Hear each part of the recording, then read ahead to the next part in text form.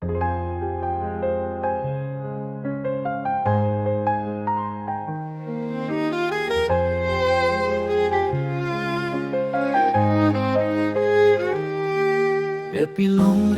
kete tatang lono kachinbe Matirai kong chi mano Nei ke auve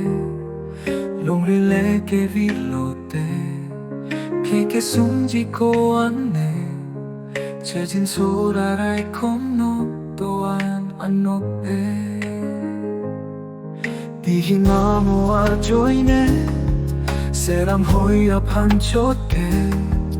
Badua no petame Longri che padam nanne Epi longri avete Like somji adin mave Eki era tavete Seram hoy chari longle Lasi doa no peta Longri rai kong si keme Kache krong si thong nope Thang nat asim von nave Mat si ru phake ye pan To ji kapere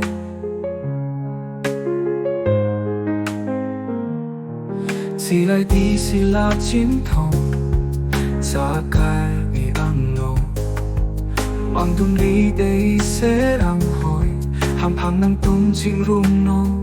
Tonon long ri che ai ko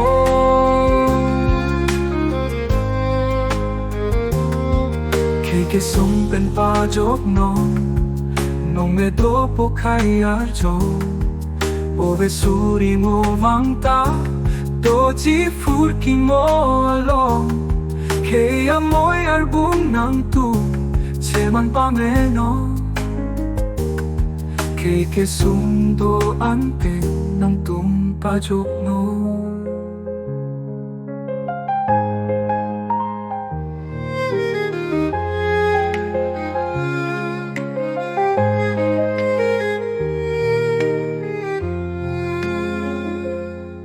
Epilong ria vete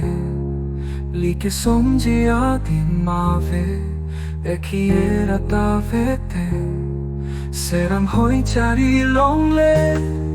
Lasi doa no peta Longri rai kong si keme Kache krong si thong no pe Thang nat asim bon nave Mat si ru phake ye pan To ji kapere